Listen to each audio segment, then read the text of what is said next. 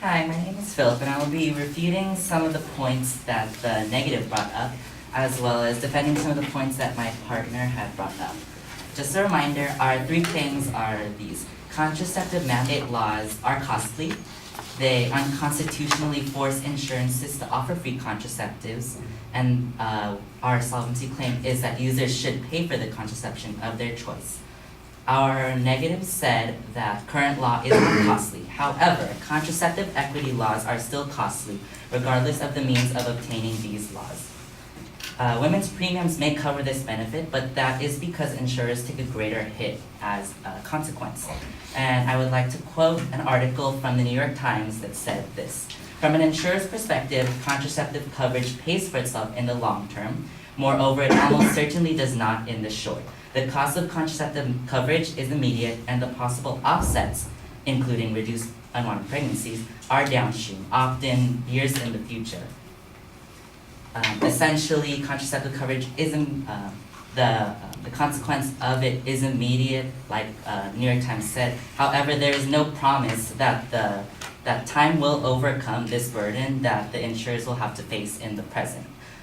Another subpoint that the negative did bring up is that the act makes it difficult to obtain funding. However, Arkansas is one of the few states that didn't require sex ed, and the negative did bring up that sex ed was a requirement for to receive the grants and the aids to offer sexual contraceptions. So I'd like to actually quote the Patient Protection and Affordable Care Act, which is that states are required to provide personal responsibility education to adolescents, which encourage abstinence, delaying sexual activity, contraceptive use for sexually active youth, and reducing pregnancy among the youth. So yes, this in fact is true that sexual education is required to receive funding from the federal government. However, Arkansas is one of the states, like I said, that do not require sex ed. They do, however, offer contraceptive equity laws. And this, I actually do have proof for it. It is from the Family Planning, the Arkansas Department of Health. They say this: family planning services are provided to teens, women, men, and couples, making it possible for them to choose a number and spacing of their children and to prevent unwanted pregnancies. So furthermore, essentially, yes, there are ways that do make it difficult for states to obtain this funding. However, I have to question how difficult it is exactly, because Arkansas does not require sex education, but they still receive the funding, ironically enough. Alright, so the next point that our negative did bring up was that the Affordable Care Act still allows religious groups to be exempt from the mandate. Certain religious employers may be exempt from sponsoring these health plans, but this is only for companies that qualify as religious employers. Hobby Lobby was one of the first to notice this, and they did not qualify. However, the owners of the company do have closely held beliefs that could be easily offended by the contraceptive mandate itself.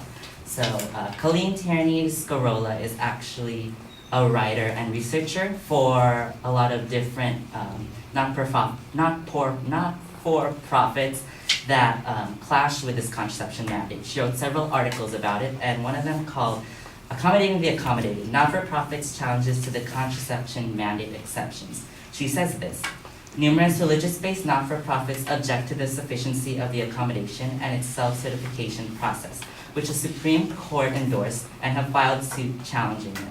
Currently, there are 42 cases pending in the Federal Circuit Courts of Appeal that seek to expand upon or fix the Hobby Lobby by accommodating the accommodated organizations." Like I said, the Hobby Lobby decisions stem from the company not qualifying as a religious employer. However, fighting their way to be exempt from the mandate based on the beliefs of the company's owners is where the controversy lies. This shows that yes, there are ways to be exempt, like the negative said. However, not all companies do qualify for this. Companies that do not believe in contraceptives still are required to cover the cost, violating their freedom of religion. Alright, and the last point that I'd like to refute from the negative was that excluding contraceptives from the Affordable Care Act will cause a lot of repercussions, including unwanted pregnancies and an increase in poverty, etc. So I would like to bring up some statistics from Guttmacher Institute, which actually did a lot of studies to comparing the rate of unwanted pregnancies with the laws put in place with that state. So I found out that Delaware, Hawaii, Maryland, and New York have the highest rates of unwanted pregnancies. Delaware, Hawaii, Maryland, and New York also cover the majority of birth controls and contraceptives under their contraceptive equity laws.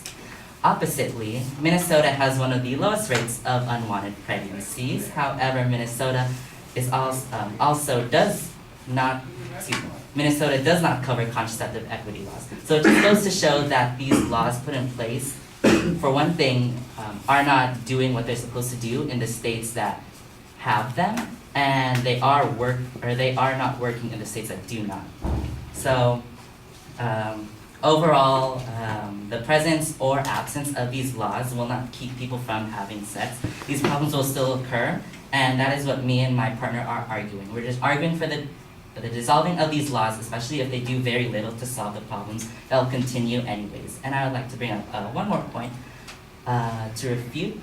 Essentially, my partner also brought up the poverty line, saying that it will increase poverty, they'll continue to increase if we remove this. However, as of right now, 42.2% of single mother families live in poverty. That is almost half. That is with these laws put in place, and I think that's still a very large percentage of the community of single mother families. So like I said, we are arguing for the dissolving of these laws because they're put in place, but they're not doing very much to help the issues at hand. Thank you.